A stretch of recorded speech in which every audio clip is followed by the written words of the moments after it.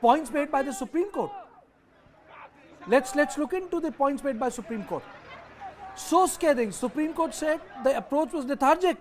Where is DGP? What is going to happen with the 6,000 FIRs?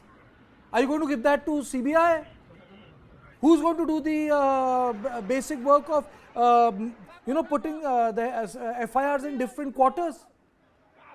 It's absolutely scathing.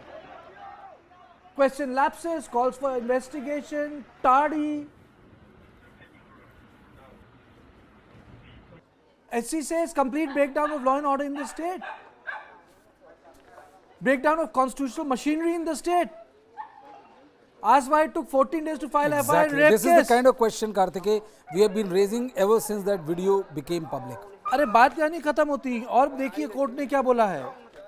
Court ने कहा है State police has not been in charge of law and order.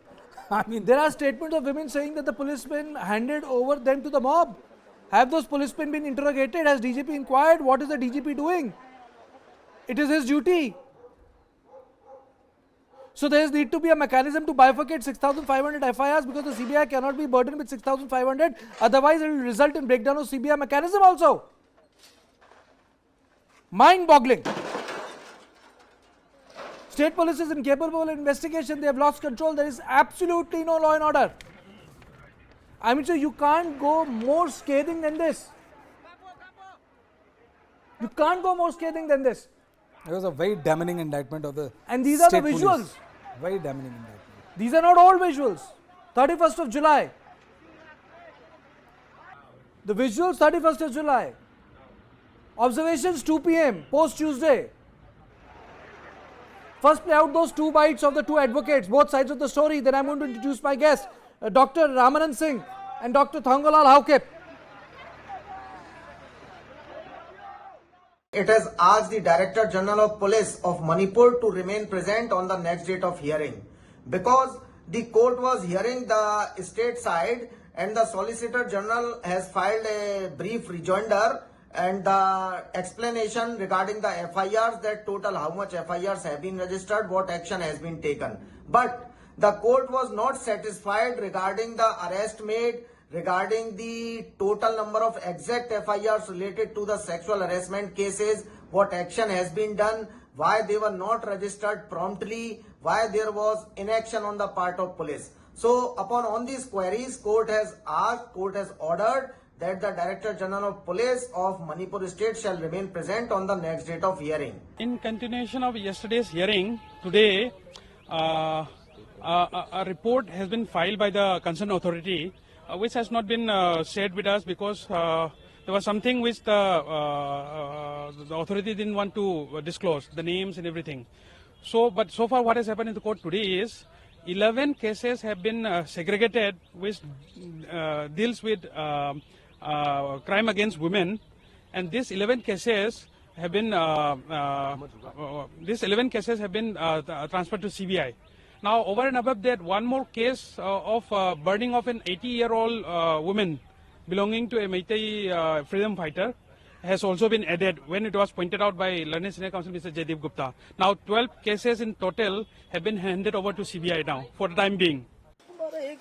हमारे पास कुछ भी रहने की जगह ना कपड़ा लत्ता, जो बेटी का शादी के लिए थोड़ा बहुत कर्जा लिया था घर जाने के लिए, घर चला जाएगा, नहीं रहेगा इधर, हमारा सामान भी नहीं बचा, नहीं कपड़ा बचा, नहीं खाने का, मेरा भी कर्जा भी है, जो कर्जा लिया हम लोग कहाँ से देगा, कहाँ जाएंगे, कुछ भी सामान का कुछ ठिकाना नहीं मिलता, छोटे छोटे बच्चे हम लोग के, हम लोग ने कभी भी नहीं सोचा था कि हम लोग के साथ ऐसा होगा भैया, हम लोग के साथ बहुत बुरा हुआ है, हमारा सब कुछ जल गया, अभी तो हमारे पास कुछ, हम घर से सड़क पे आ गए सर, हमारा इसमें क्या दोष था बताइए.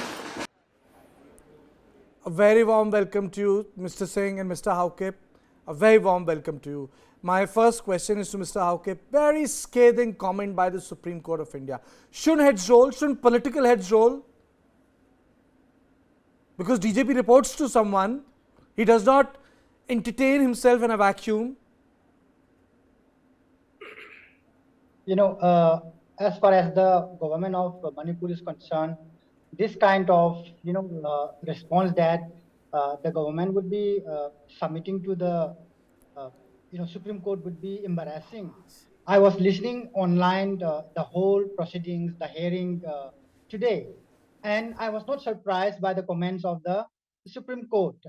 But however, at the end of that hearing, there is a response by the Solicitor General on behalf of the government of Manipur, and that surprised me because in terms of the dead bodies or the kind of people who have been killed on the 3rd and 4th May, who are lying in morgue in Imphal, there was a comment made by the Solicitor General that these are people, illegal immigrants. How can the Solicitor General make such a scathing comment? Because uh, there was a senior official of the Manipur Secretariat, who was been killed in this riot. And how can, a kind of official who had been serving the Manipur government be deemed as illegal immigrants? There was another, government officials of the excise department or income tax department who was also been killed. So how can such officials of the central and state government, high officials, high ranking officers be even grouped as or even termed as illegal immigrants? There are many people, residents of Manipur. Most of them are residents of Imphal who have been working there as employees of certain, government departments or making their living or retiring there in Imphal. So how can you brand them as illegal immigrants? That is shocking observation made by the, to my opinion, that kind of gross, comments is uncalled for. And I think that could make complications in the later hearings by the Supreme You Court. see, Haokip, apart from that, court has made some very powerful observation because, affidavit was also submitted on behalf of the government also. So, we have to take into account what they have said. Let me just read out, I have got data on my phone and that data is very, very telling, Let me just read out that data. It goes on to say 4,500 weapons looted, 1,600 recovered, 150 dead in violence, 500 injured, 6,500 FIRs, 5,000 cases of arson, 250 arrests, 1,200 plus preventive arrests.